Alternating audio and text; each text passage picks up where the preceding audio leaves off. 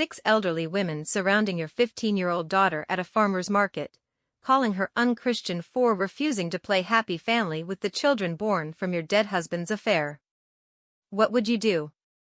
Well, what I did next didn't just silence them, it brought their entire religious community crashing down around them. If you've ever felt the burning need for justice when someone targets your children, smash that subscribe button right now. Hit like if you believe karma sometimes needs a helping hand, and buckle up for a story where revenge isn't just served, it's delivered with biblical precision. Let's dive in. I'm Sarah, I'm 46, and until last year, I thought I knew exactly who I was married to. My ex-husband and I had been together for nearly 2 decades, raising our 2 daughters, now 17 and 15. We had what I thought was a solid life, a good marriage, and a future planned out. Then, in one devastating moment, everything I believed about my family, my marriage, and my life shattered like glass hitting concrete. It started when my daughters came home from school one day, their faces pale and their eyes filled with a confusion that only comes from witnessing something you're too young to understand. My youngest, barely 14 at the time, was trembling as she told me what they'd seen. They'd decided to surprise their father at his office, a sweet gesture that turned into a nightmare. There, in his private office, was their father with another woman. Not just talking. Not just hugging. Making out like teenagers, hands everywhere, completely oblivious to the world around them. The betrayal hit me like a physical blow. 20 years of marriage, 20 years of trust, 20 years of building a life together, all destroyed in an instant. But the worst part? The absolute worst part? My daughters had to carry that burden. They had to be the ones to tell me that their father, their hero, was a cheater. The confrontation that followed was ugly. My ex-husband didn't even try to deny it. Instead, he got defensive, angry, like somehow I was the one in the wrong for being upset about his affair. That's when he dropped the second bomb. This woman he was cheating with? She was pregnant. Not just pregnant, she was having twins. 2 boys. I filed for divorce immediately. I couldn't stay in a marriage built on lies, and I couldn't pretend everything was fine for the sake of keeping the family together. My daughters supported my decision completely. They were traumatized by what they'd seen, and honestly, they wanted nothing to do with their father or his affair children. We started seeing a family therapist to work through the betrayal and the complex emotions surrounding these innocent babies who were caught in the middle of their father's mess. Then, as if the universe decided we hadn't suffered enough, tragedy struck. My ex-husband died in a car accident. Just like that, he was gone. And suddenly, 2 innocent baby boys were orphaned because their mother had died in childbirth just months before. The whole situation was devastating on every level. That's when my ex-in-laws entered the picture like vultures circling carrion. My former mother-in-law and father-in-law, both in their late 70s, had always been controlling, but grief made them desperate and manipulative. First, they tried to get custody of my daughters. My daughters, who were still processing their father's betrayal and death, who were in therapy, who needed stability and love, not more trauma. When that legal battle started, they had the audacity to ask if they could move in with us. Move in with us. The family their son had destroyed. I shut that down immediately. My daughters and I were healing, building a new life, and these people represented everything painful about our past. They were not welcome in our home, and they were certainly not getting custody of my children. But my ex-in-laws weren't the type to accept no for an answer. They were deeply religious, the kind of religious that uses faith as a weapon rather than a comfort. They belonged to one of those churches where the congregation thinks they have the right to judge and control other people's lives, especially women's lives. And they decided that I was the villain in their family story. Fast forward a few months to my youngest daughter's birthday weekend. Despite everything we'd been through, I was determined to make it special for her. Our town has this wonderful weekend farmers market where local farmers sell fresh produce, homemade goods, and the most incredible baked items you've ever tasted. I decided to give my daughter a birthday budget and let her go wild buying whatever caught her fancy, mostly chocolates and sweets, knowing her. For an hour, she wandered the market happily, picking out treats and enjoying her freedom. I stayed back, giving her space but keeping an eye on her from a distance. She was 15, responsible, and the market was safe. Or so I thought. Then my phone rang. My daughter's voice was shaky, scared, crying. "Mom, some weird people have cornered me. I don't know what to do. They're saying horrible things." My blood turned to ice. I grabbed my 17-year-old and we ran through the market, following the sound of raised voices. What I found made my protective instincts explode into pure rage. 6 elderly women, all church ladies from my ex-in-law's congregation, had surrounded my 15-year-old daughter.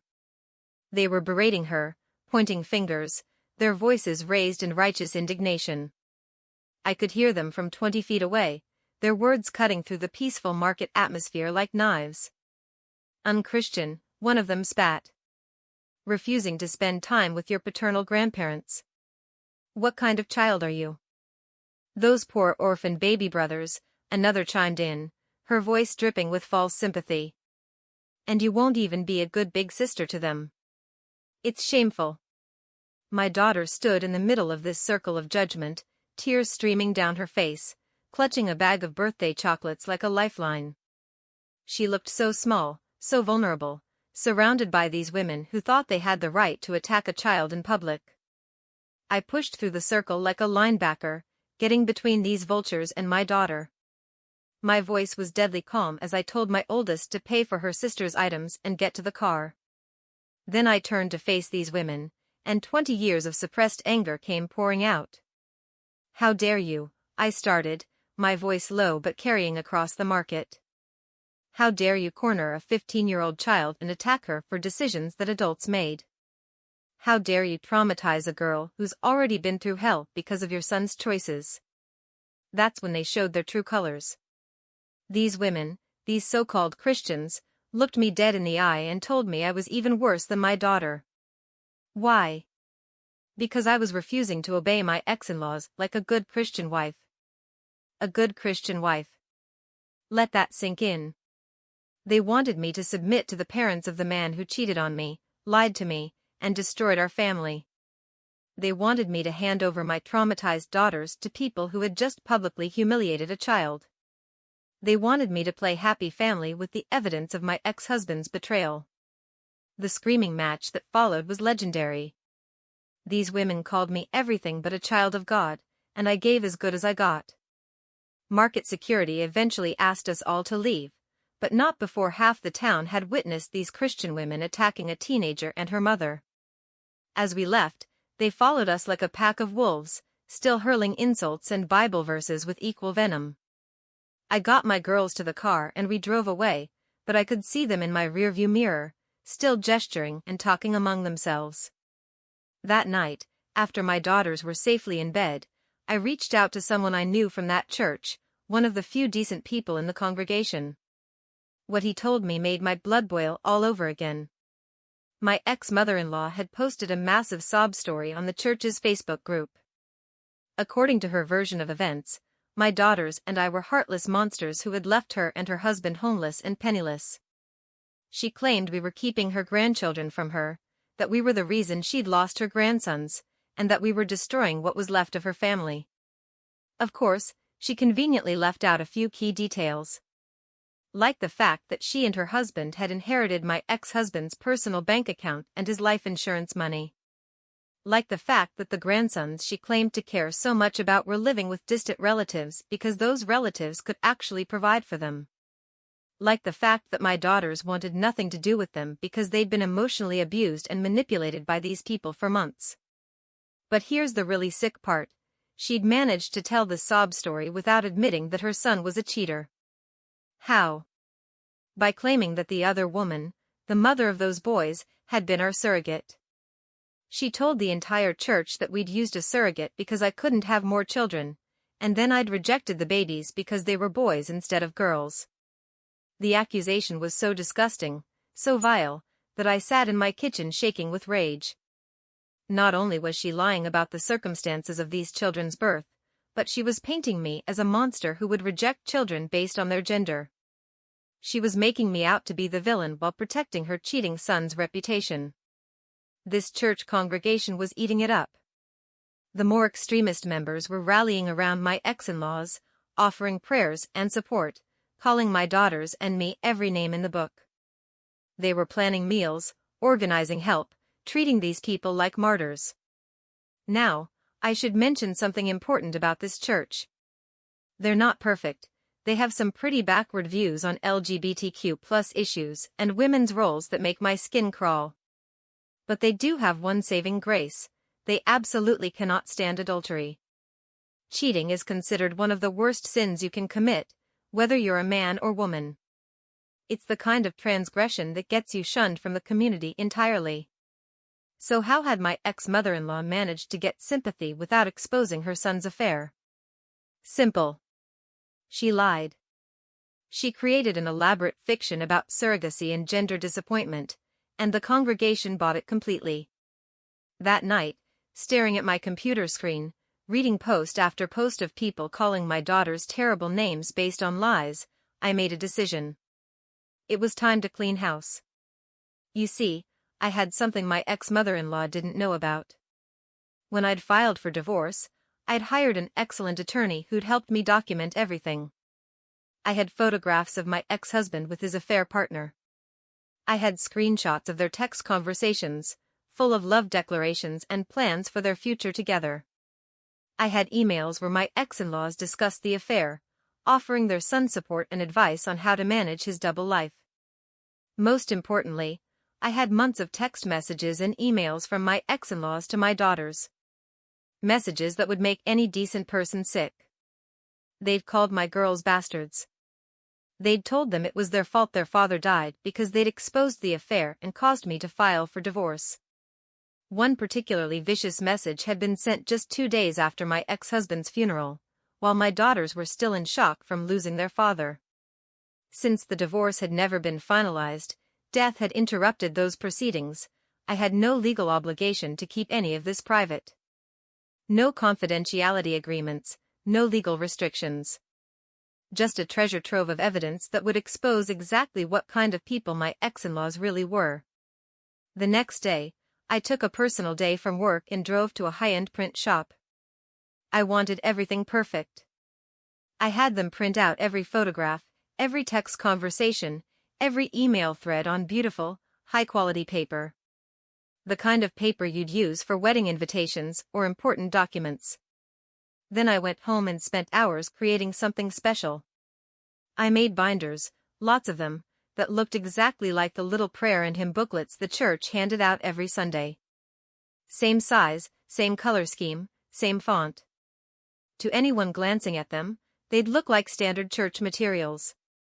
But when you opened the cover, the first thing you saw was a crystal-clear photograph of my ex-husband and his affair partner making out in our living room. Their faces were perfectly visible, and she looked nothing like me, different skin tone, different hair color, obviously a completely different person.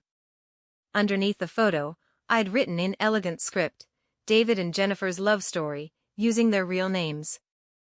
The rest of each binder contained the complete documentation of the affair, the lies, and the abuse my daughters had suffered. Every text message where my ex-in-laws called them names. Every email where they blamed 15 and 17-year-old girls for their father's death.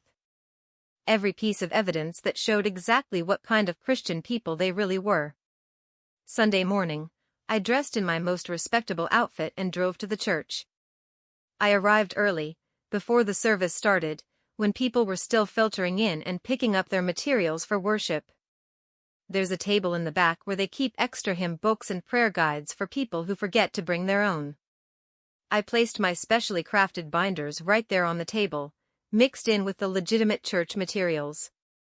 They looked so authentic that no one questioned them. People grabbed them along with their regular materials and filed into their pews, ready for worship. I didn't stay for the service. I didn't need to. I knew exactly what was going to happen. the gossip mill in that church moved faster than wildfire. Within hours, every member of the congregation had seen the photographs, read the text messages, and learned the truth about their beloved martyrs. The church's Facebook group exploded with activity, but now the anger was directed where it belonged. The names they called my ex-husband and his affair partner were so vicious that the pastor himself had to step in and moderate the comments to keep things from descending into complete chaos. People were furious, not just about the affair, but about the lies my ex-in-laws had told.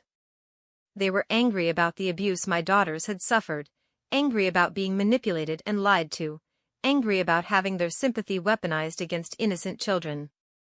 But here's the part that made me laugh until I cried. I was still technically in the wrong for getting divorced. According to their twisted logic, a wife should stand by her husband no matter what. However, they graciously acknowledged that I had failed in my wifely duties understandably, given the shock, and that I might one day return to the light, unlike my cheating husband and his Jezebel. They used another word for her that I can't repeat here, but you get the idea. Within days, I received 2 handwritten apology letters addressed to my daughters, formal, elaborate apologies for the way they'd been treated.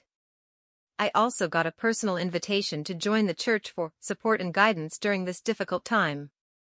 But the real victory was what happened to my ex-in-laws.